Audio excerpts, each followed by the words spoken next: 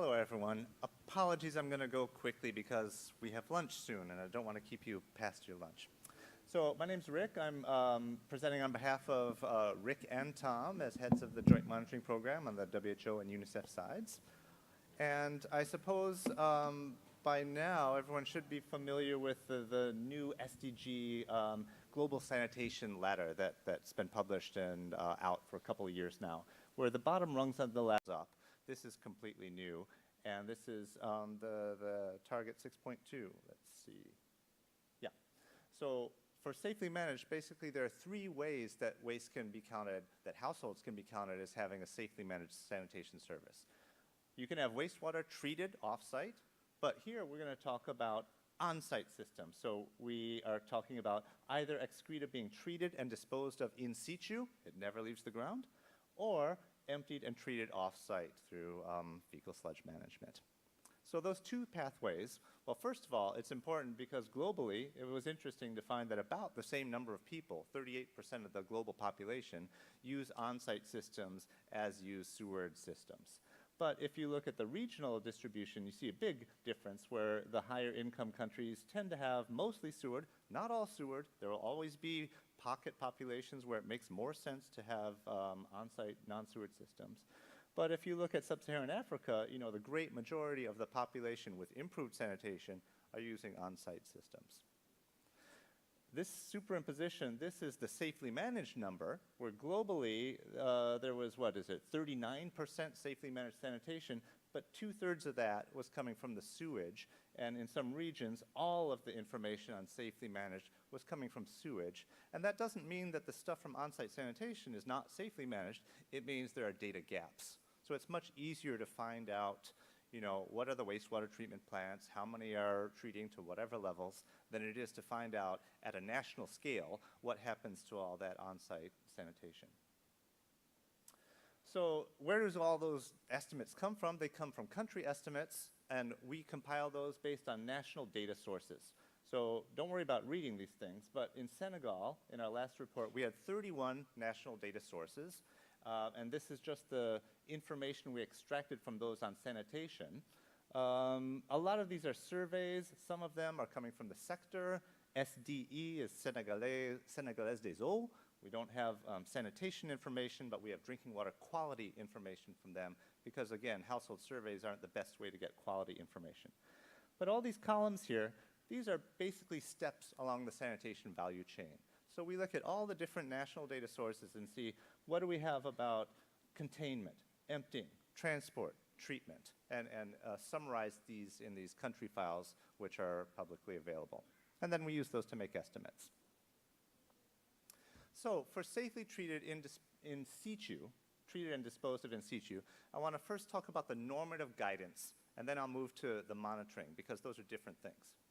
So last year, WHO published guidelines on sanitation and health that talks about, for pit latrines, for septic tanks, what is a normative best practice? What are some things to consider from design, for treatment? So for pit latrines, we were talking earlier about groundwater contamination.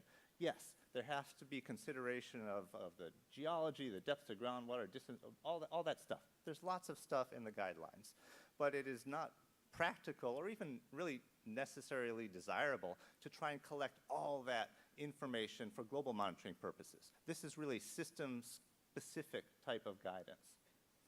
So for SDG monitoring, how can we simplify that and reduce that down to something that actually can be collected at scale but is still meaningful? So on containment, we have examples of things that can be measured. Ireland is the one I always mention. They have a really nice inspection program. Otherwise, we make assumptions. We assume that latrines are fully containing waste, even though we know it's not the case, because there's no data to say otherwise. For wet systems, for septic tanks, et cetera, we aren't so generous because there's more evidence that they are less likely to actually contain wastes than latrines are. Now, when you come to emptying, we can get that from household surveys. We could also potentially get that from service providers. So there's some triangulation there. But basically, if a household says that they've never emptied their septic tank, their pit latrine, that gets counted as safely treated and disposed of in situ, part of safely managed. And for some countries, especially in rural areas, that's big proportions of the population that say, I never emptied my pit latrine. That gets counted as safely managed. But what I really want to talk about, I'm going to skip this. This is coming from the guidelines. There are tools and emerging methods to characterize on-site systems to see if they really are containing, if they're really doing what they're supposed to do. And maybe you've seen sanitary inspection forms for drinking water systems, but the guidelines now are trying to develop and disseminate those for on-site sanitation systems. Again, from household surveys, we get a lot of information from households, but there are limitations about what you can ask. We do recommend some simple questions about emptying of on-site sanitation facilities and a little bit about what happens after it's emptied. But again, you can't expect a household to know where a trucking service goes once they leave the property. So for emptied and treated off-site then, if we look in the guidelines, again, it talks about the importance of limiting exposure during conveyance, both to the workers and communities and consumers. I mean, fundamentally, it's about regulation of emptying and transport services, shifting to mechanized emptying and transport where physically possible. And then there's, guidance on what technologies are appropriate for treatment, whether it's in a dedicated treatment plant or co-treatment with sewage, and the need to comply with nationally or locally set effluent standards. Again, really important for local level work, not practical or relevant really for trying to aggregate up and make national and global estimates. So what we have instead is trying to figure out just what reaches treatment plants. We would be happy to know that. We can find out from households if their pit latrine, if their septic tank has ever been emptied, and maybe who emptied it, if they took it off-site or if they just buried it in a local hole.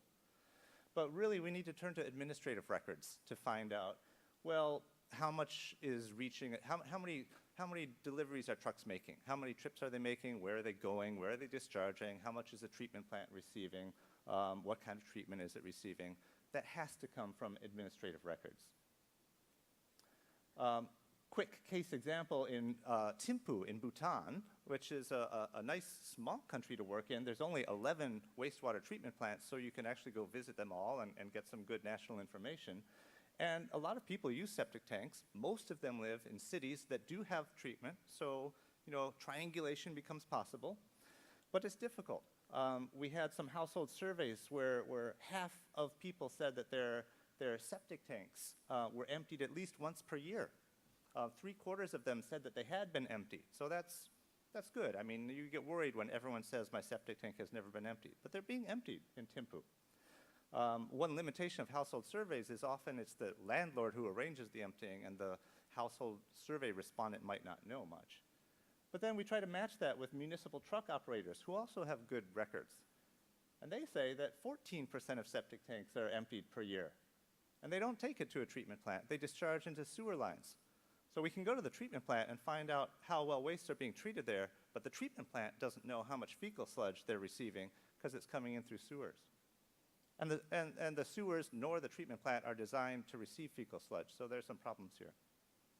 So we also learned that the trucks don't always visit households and buildings to collect waste. They spend a lot of time unblocking blocked sewer lines, which maybe has something to do with the fact that they're discharging a lot of fecal sludge into sewer lines.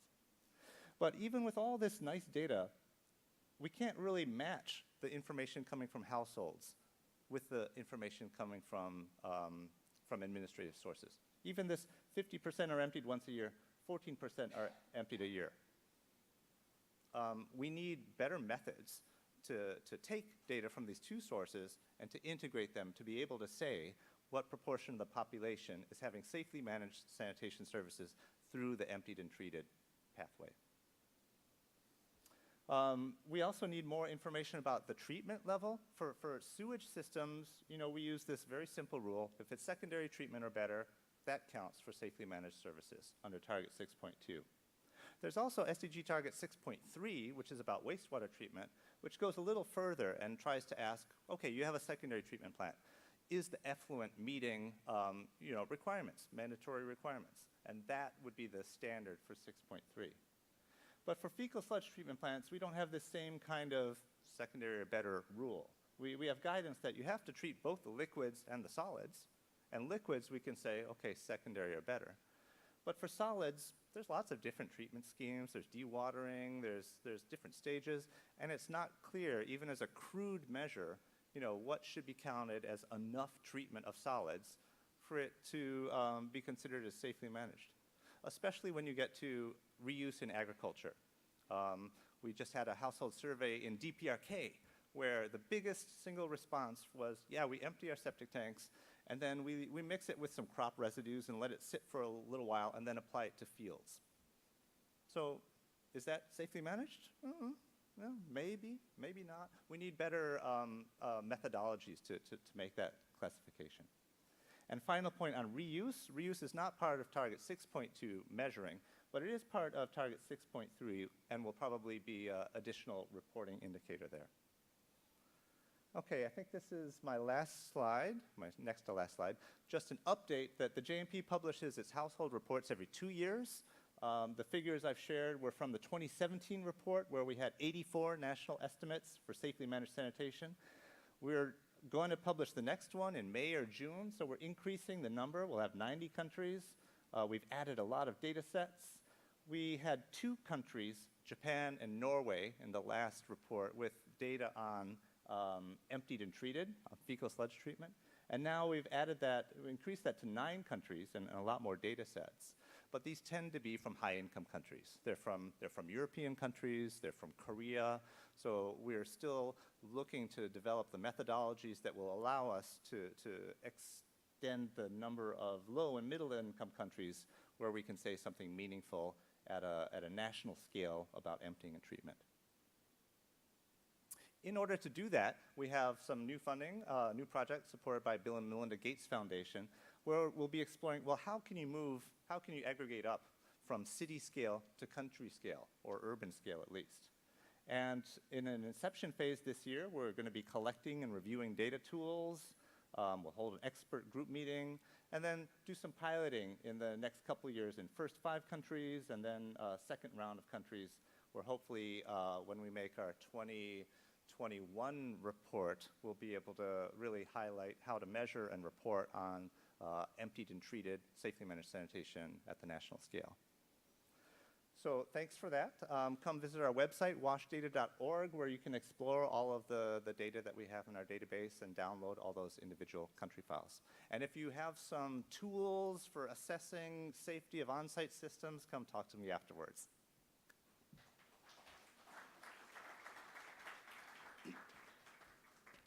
Superb. Thanks very much, Rick. We have time for one question. Now, is there anyone under the age of 30 who would like to ask a question? Gee, you are all old in this room, eh? Would anyone like to ask a question? Do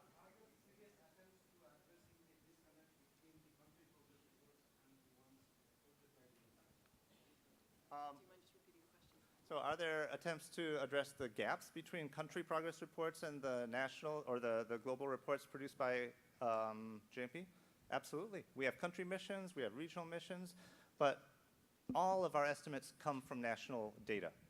Whenever we prepare a new report, we prepare drafts, we send it to countries for consultation, and we listen to what they say. And we ask 3 questions. We say, are we missing some information that you have that we should use? We say, are we including some information that we shouldn't use? Maybe it's not from a reliable source. And have we made any mistakes in extracting information from those national sources? So we really can't produce good estimates without national data and a national review of the data. So that's the process we go through. All right. Thank you very much, Rick, for a great presentation and for our answers. And thanks to all 4 of our speakers. Thank you. Okay, just an update on this afternoon's program. So the next